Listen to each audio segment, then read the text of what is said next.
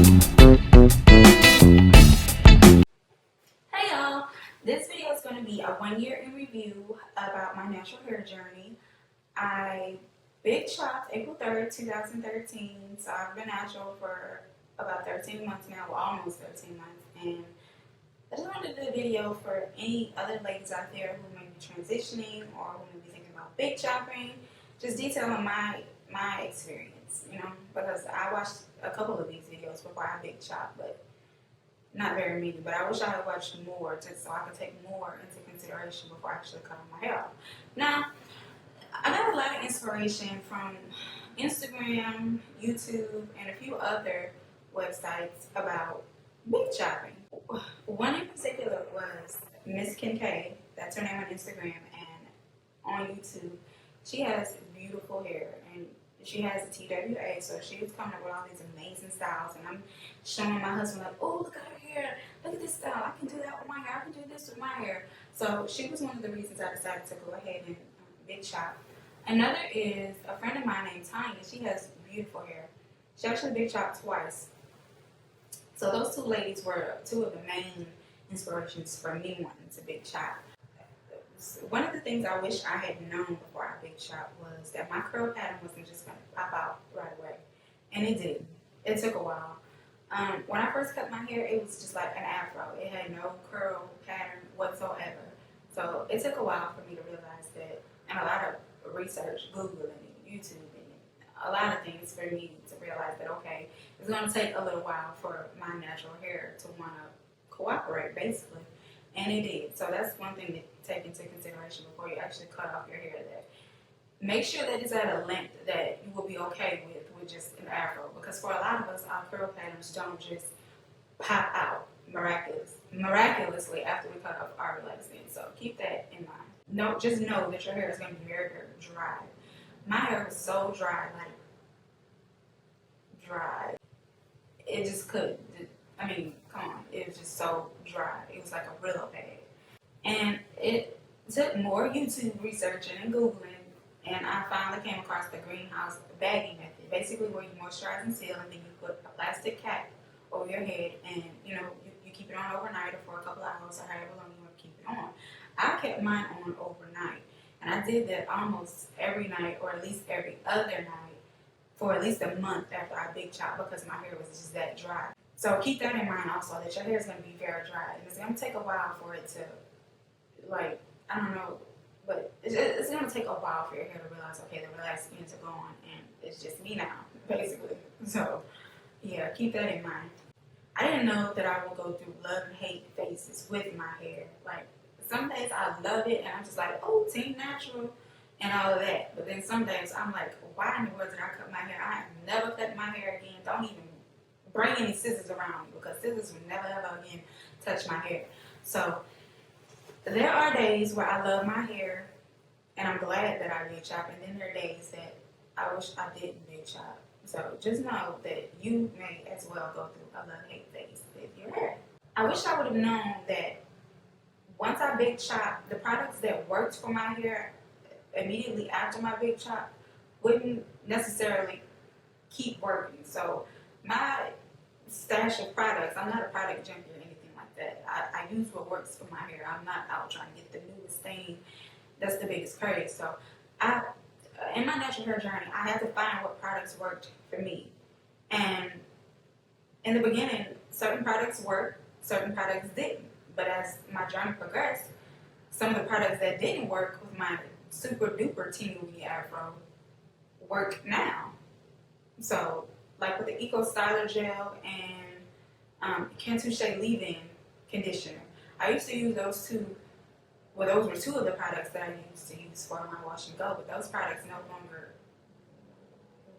click with my hair, basically. Like, it leaves a white residue, and I just don't like the way it feels, because the gel has a super hold, like, it just makes my hair hard and crunchy, and I want my hair to feel natural, but I want to have to, add all these stuff in, and then it makes my hair feel like a rock, basically. So that's another thing to keep in mind, that what works in the beginning, I mean, your products are going to end up changing, because your hair is going to love it one day and hate it the next. That's just how it goes, I guess.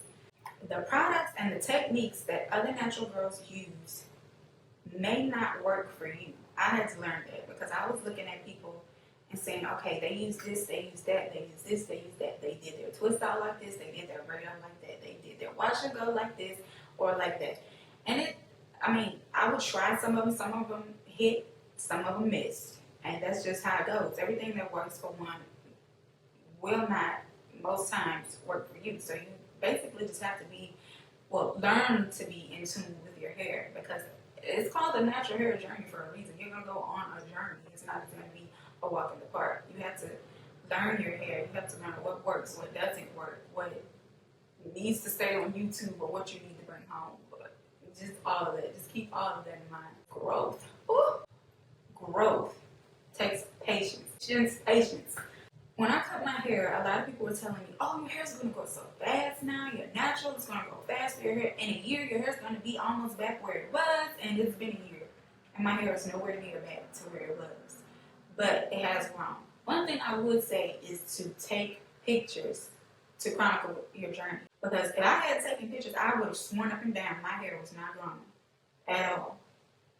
But I had taken pictures from day one. That's how I remember when my big chop day was. Because I took pictures from day one, just about daily, up until now. So I'm able to look back and see the difference, like a side-by-side comparison. I'm able to do that. So one thing I would say is have patience and growth with growth because it does take a while. Especially, it really depends on how well you're taking care of your hair. Because if you take care of your hair, it will grow. But if you're neglecting it, of course it's not going to grow. It's going to get dry. It's going to get brittle. It's going to break. Just take care of it. And it really takes patience, basically. So take pictures. Take lots and lots of pictures so you can see for sure that your hair is grown. Make an Instagram page, because I see a lot of girls make Instagram pages specifically for their natural hair journey so they can chronicle their growth, their journey, not just for themselves but for other people. So make an Instagram page or just you don't even have to make an Instagram page. Just take pictures and have them somewhere so you can look at them on the days where you feel like, man, my hair's not growing. Why did I cut my hair? Why did I decide to go natural? Take pictures. Because if one day you get to that point and you look back at where you started and where you are now, you'll see, well, hey, my hair is growing. I am getting somewhere. So maybe it wasn't for nothing. So just take pictures, okay? Because I'm sure what I did, and I take loads of them. Loads. Another thing, which is probably going to be the last thing that I wish I would have known, is that people would criticize my decision. They would say, why did you cut your hair? Your hair was so long and blah, blah, blah, blah, blah. But, I was getting to the point to where I was ready to say, yes, I cut my hair, but I cut my hair. I didn't cut our hair. It's my hair. It'll grow back. It's hair. It grows. If you take care of it, it grows.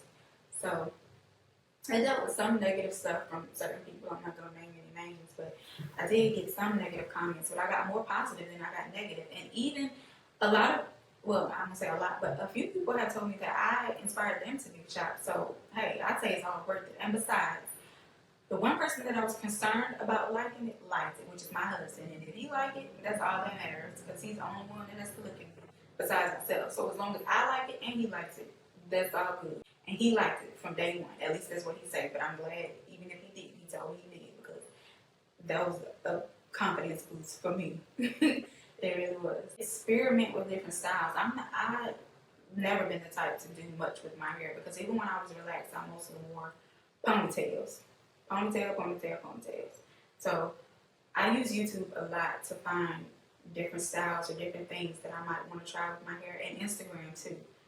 So just experiment and love the journey as you go through it, because it can be love and hate, but at the same time, it's you. You don't have to worry about anybody looking just like you do with your natural hair. Come on, it's yours. It's naturally yours. I think that's going to be it.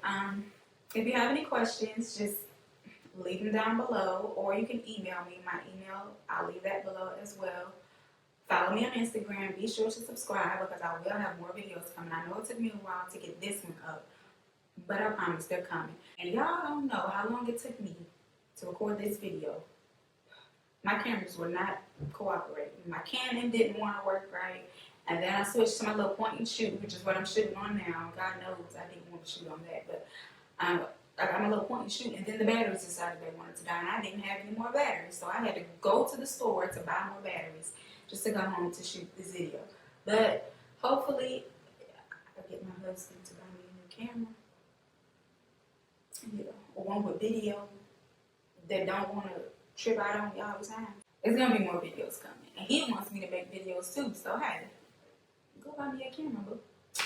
But y'all have a good day, and if you're thinking about big shopping, just keep all of these things in mind. Peace.